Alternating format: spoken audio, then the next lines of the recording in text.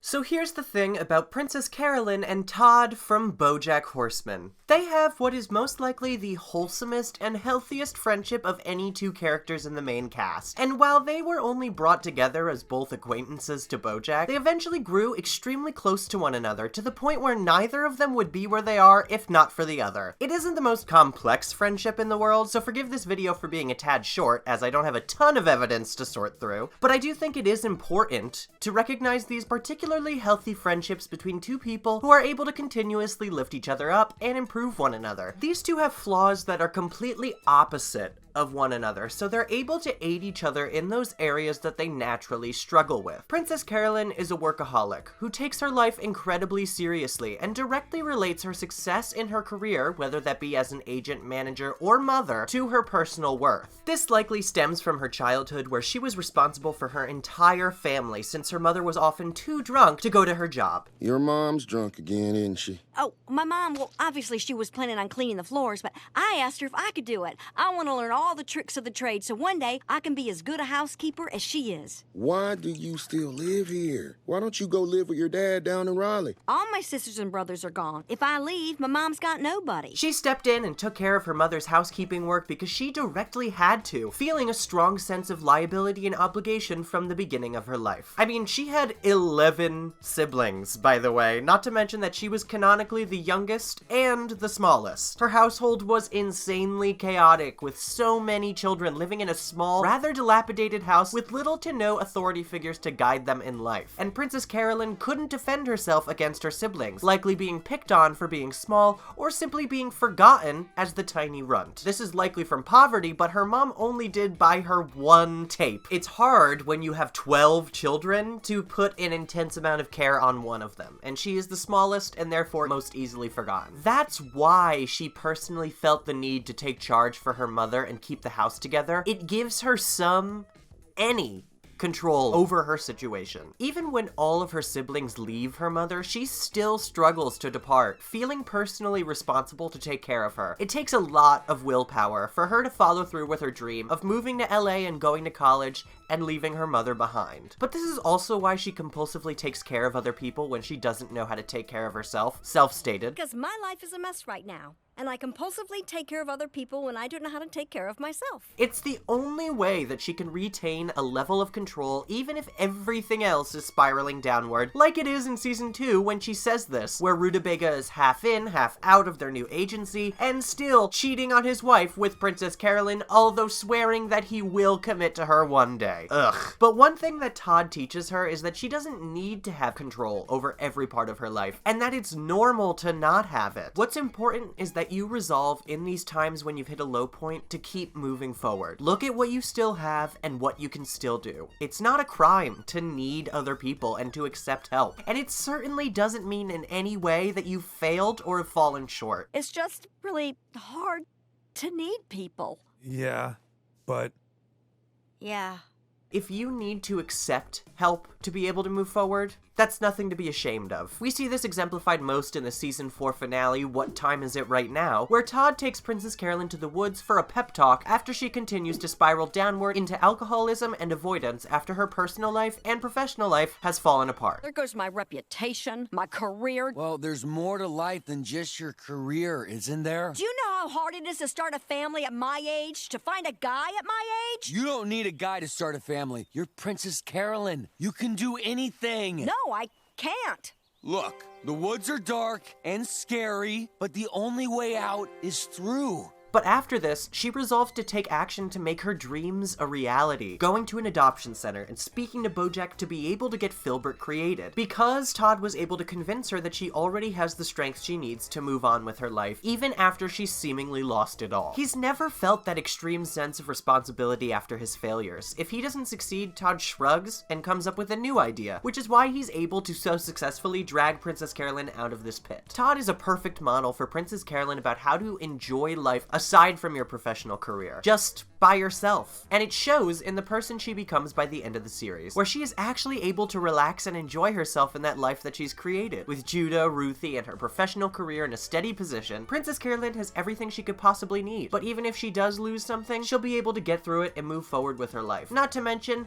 her professional success is not tied to how she feels about her life as a whole. And Todd was able to help further this distinction for her. And Todd, on the contrary, doesn't take life seriously enough, perhaps, at times. I actually just made a video about Todd's issue with carelessness when comparing him to Mr. Peanut Butter, but he really is a prevalent problem throughout the series that I think he does actually work on. While it isn't overt, and yes, I do think they could have held Todd more accountable for his mistakes, there is definite growth, and I think a lot of it is due to behavior he learns from his stay with Princess Carolyn in seasons 4 through 6. He has a habit of not thinking things through, most in relation to his professional endeavors. Whereas Princess Carolyn scrutinizes over every career decision, Todd pursues every idea in his head with no reservation for logic or general reality. And even when he does have good ideas, like with Cabracadabra, he often extrapolates and continues tweaking until the product doesn't even close to resemble what it began as. Or, in Cabracadabra's case, completely hampers and undermines the original idea, which can be incredibly frustrating and is a flaw that he definitely needed to grow out of. But through his exposure to Princess Carolyn's work ethic, he learns to be more consistent. In Int Sub, when they argue all due to a goofy error on his own part,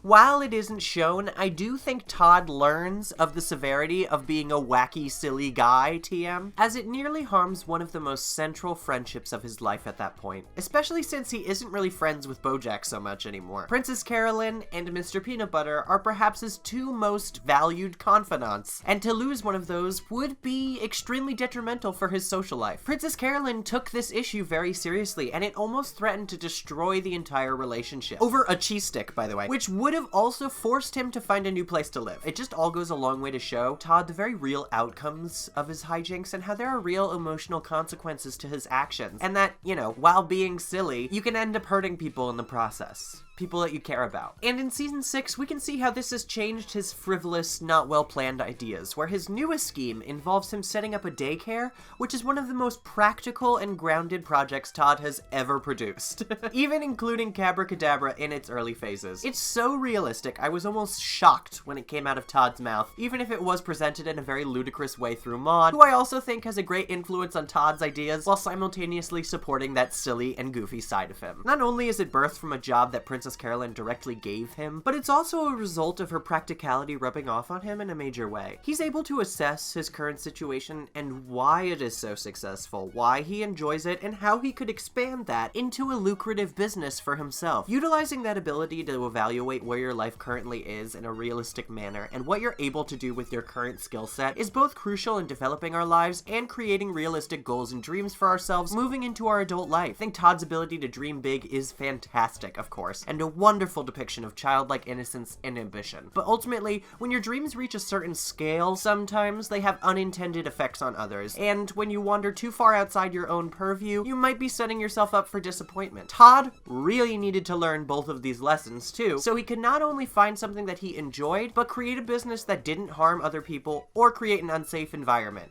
In fact, it created the opposite. He was able to actively help people who worked for Princess Carolyn and support some of his best friends in the process, including Judah. I was so thrilled when he proposed this idea to Princess Carolyn, not only because it was clearly something he was excited about, but because it was so practical and would be a benefit to most people around him, including PC, and Vim in general. She got free daycare in her own building out of this. Now she can visit Ruthie while she's at work with ease. It is best for everyone, and it is such a grounded idea. I'm so glad Todd was able to get so eager about it, despite it not being on the same scale as his previous wacky endeavors. It's also interesting to me that these really stark differences do not force these two to come to blows very often, as, you know, the differences of other characters do in this show. Yes, there is the fight in Int Sub, but it's very clear that a lot of that fight has to do with them getting used to sharing a space with one another, and the solution for it is rather simple too, where PC gets an office to have some privacy and let off steam, or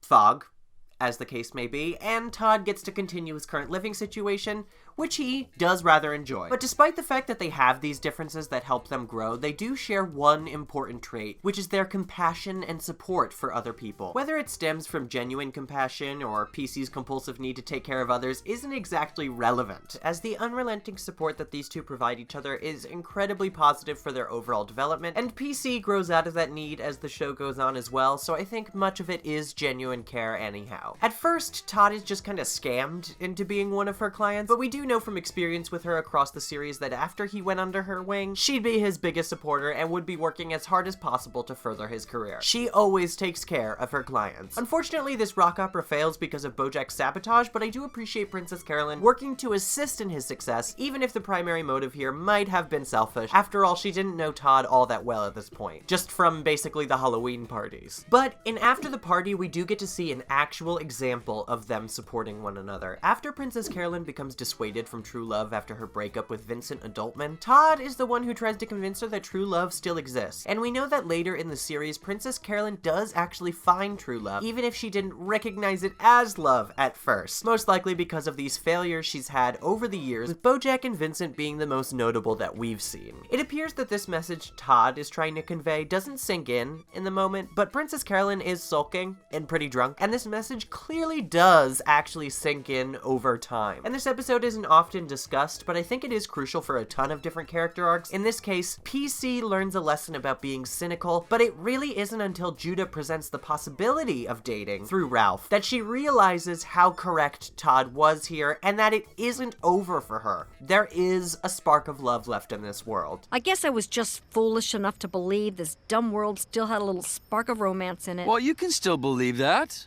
No, I gotta stop kidding myself. Tony Curtis is dead. And the development of their relationship is super clear when Princess Carolyn supports Todd when he doesn't want to marry Courtney Portnoy. But I don't want a fake marriage. I'm sorry I didn't realize that before. Okay, Todd, you gotta do what's right for you. Thanks, Princess Carolyn. I've always personally loved this moment, as it speaks so much to Princess Carolyn's development. Even after she spends all this time planning a fake wedding and basing her entire marketing strategy around this wedding succeeding, she chooses to support Todd when he backs out of the marriage, stating that he feels it wouldn't be good for him, especially since he's just figuring out his asexuality. And she doesn't challenge it one bit either. She just says, "Alright, Todd, you gotta do what you gotta do," and moves on to see how she can spin it without him. It's a really admirable choice on her part, and the friendship between him and Princess Carolyn really becomes very evident when she makes that decision. After all, she basically just chose Todd over her career. She doesn't care about making it necessarily easier for herself, she cares more about her friend, and I really applaud that. We can also see it when Todd breaks PC out of her funk after her breakup with Ralph. I know I mentioned it before in this video, but it's really the best example of how close they've gotten over the years, especially throughout season 4. Todd creates an entire scheme, his hallmark, to be able to help Princess Carolyn and further her professional life. Even when she isn't taking care of herself, Todd goes above and beyond to take care of her and get her where she needs to be,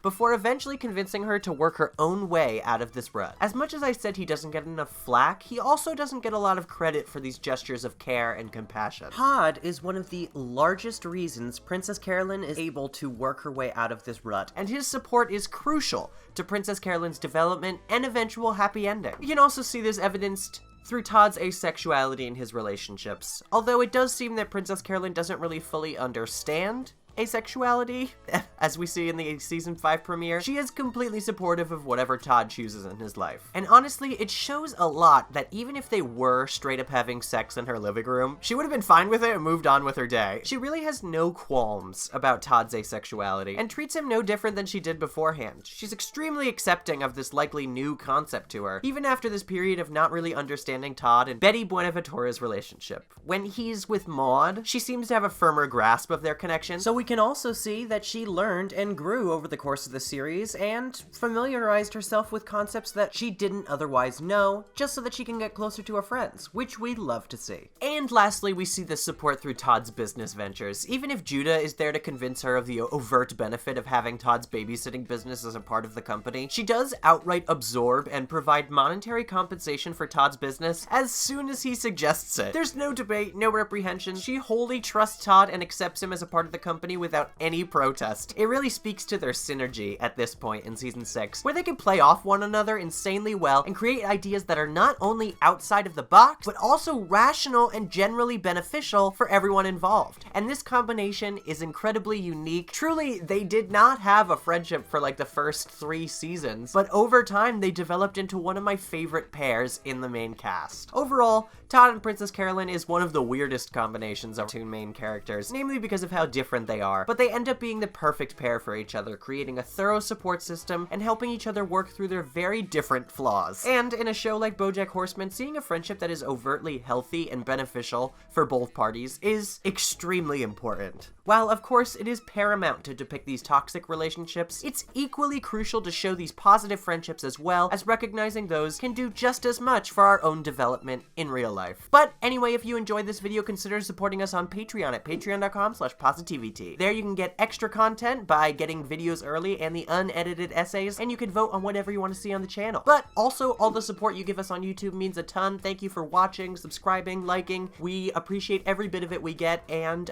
if you want to comment and discuss further, we're always open to talking. Thanks for watching, guys, and we'll see you for the next one. Let me know what you think it should be.